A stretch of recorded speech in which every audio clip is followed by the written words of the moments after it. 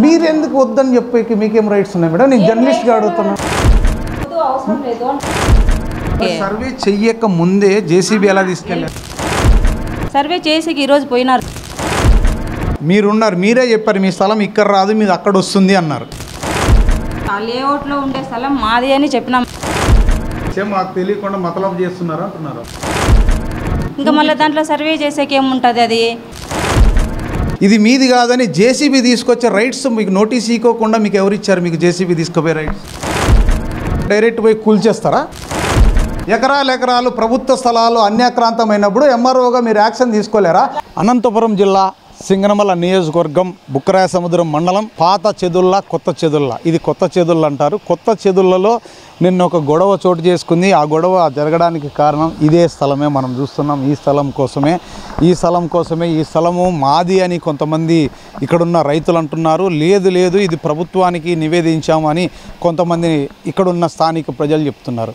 కానీ ఈ విషయం ఏంటంటే ఇక్కడున్న ఈ స్థలం ఓనర్ని అడిగితే ఆయనకు 2 ఎకరాలు పట్టా భూమి ఉందంట. దాంట్లో 1 ఎకరా 90 సెంట్లు మాత్రమే నేను ప్రభుత్వానికి ఇచ్చాను, అప్పట్లో అమ్మేశాను. కానీ 10 సెంట్లు మాత్రం నాది, ఇది స్థలము, ఈ స్థలంలో నేనే ఉంటున్నాను అని ఆయన అంటున్నారు. కాదు ఇది మహిళా సంఘాలకు ఇచ్చామని వీళ్ళు అంటున్నారు, ఇక్కడున్న పెద్ద మనుషులు. బట్ ఏది ఏమైనా ఈ స్థలం ఎవరిది అని తేల్చాల్సిన పరిస్థితి రెవెన్యూ సిబ్బందిది. రెవెన్యూ అధికారులు ఎందుకు దీనిపైన దృష్టి పెట్టలేదు? దీనిపైన ఎందుకు సర్వే చేయలేదు? సర్వే చేస్తామని చెప్పే లోపల ఎందుకు ఈ గొడవ చోటు చేసుకుంది? ఇలాంటివన్నీ కూడా తెలుసుకోవాల్సిన పరిస్థితి ఉంది. నిన్న సాక్షాత్తు ఎంఆర్ఓ గారు వచ్చారు, పోలీసులు వచ్చారు. వాళ్ళ ముందరే ఘర్షణ చోటు చేసుకుంది. ఆ ఘర్షణ ఈ స్థలం కోసం జరిగిన ఘర్షణను కాస్త రాజకీయ రంగు పులుముతున్నారు.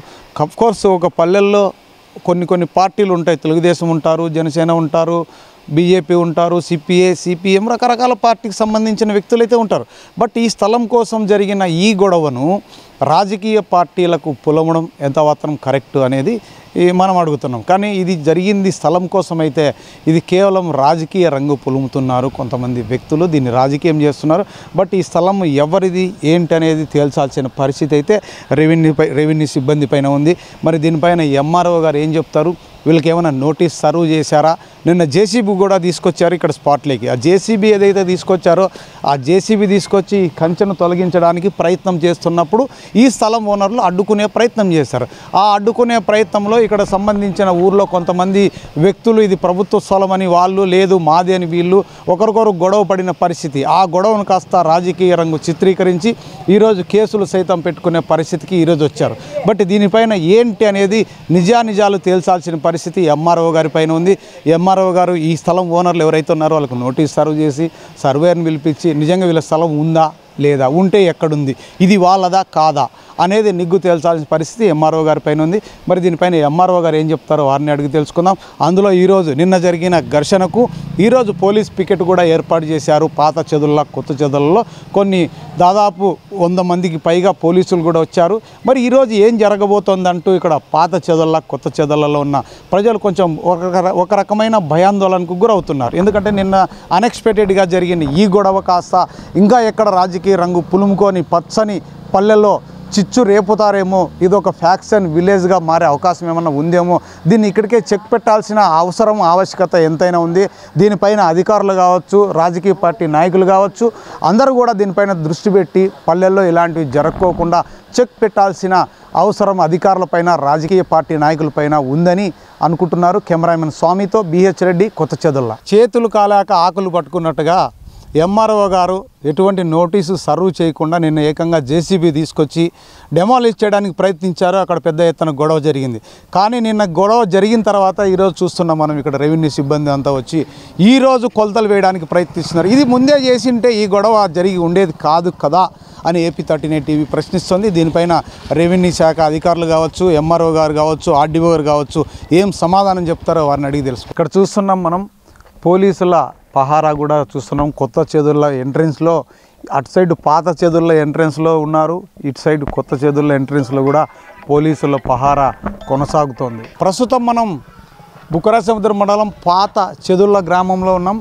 పాత చెదుళ్ళలో కూడా పోలీస్ పికెట్ ఏర్పాటు చేశారు. పెద్ద ఎత్తున ఇక్కడ చూస్తున్నాం పోలీసు వాహనం కూడా వచ్చింది. పోలీసుల పహారాతో మొత్తం కొత్త చెదుళ్ళ, పాత చెదుళ్ళ మొత్తం పోలీసులు పహారా కాస్తున్నారు. మరి ఈరోజు ఏం జరగబోతుంది అంటూ బిక్కుమంటూ పాత చెదల్లా కొత్త చెదల్లా వ్యక్తులందరూ కూడా ఆసక్తిగా ఎదురు చూస్తున్నారు. ఈరోజు కొలతలు వేయడానికి వస్తున్నారా లేదా అక్కడ ఉన్న కంచె డెమాలిష్ చేయడానికి వస్తున్నారా, అసలు ఏం జరగబోతోంది అంటూ కొత్త చెదల్లా పాత చెదల్లా ప్రజలు ఒక రకంగా భయాందోళనకు గురవుతున్నారు. మేడం నేను జనరల్ అవును మేడం అవును అక్కడ ఏం జరిగింది ప్రజలకు తెలియాలి కదా. అవసరం లేదని మీరు ఎట్లా చెప్తారు మేడం, మీరు ఎట్లా చెప్తారు? అది ఇష్యూ కాదు, అదే చెప్దాం ప్రజలు. పేపర్లో అంత పెద్దగా కాదు మేడం, అంత పెద్ద ఇష్యూ అయింది, అది మ్యాటర్ కాదని చెప్తారు. ఏది నాకు అర్థం కాదు. అవును ఆ పేపర్లో ఎందుకు వచ్చి దానికి క్లారిఫై కావాలి కదా, అది గవర్నమెంట్ స్థలమా కాదా అనేది తెలియాలి కదా మేడం. వాళ్ళు ప్రైవేట్ అంటున్నారు, అదే చెప్పండి. నేను మేడం ఎంఆర్ఓ మీరు ఎందుకు వద్దని చెప్పి మీకేం రైట్స్ ఉన్నాయి మేడం? నేను జర్నలిస్ట్గా అడుగుతున్నాను. అంటే ఇంకా నా ఇష్టం వచ్చింది నేను ఇప్పుడు నా ఇష్టం వచ్చింది నేను రాసుకుంటే అట్లా అంటారు మీరు ఎట్లా రాస్తారండి మా వాయిస్ తీసుకోకుండా అంటారు మీరు. మేము అడిగిన దానికి సమాధానము చెప్పరు. మేము ఒకవేళ మేము ఓవరాల్గా మీ మీద ఏమైనా తప్పు పెట్టి రాస్తే ఏమంటారు మీరు రేపొద్దున? మీరు ఎట్లా రాస్తారండి? అందుకనే కదా మీ వివరణ కోరడానికి వచ్చాను నేను.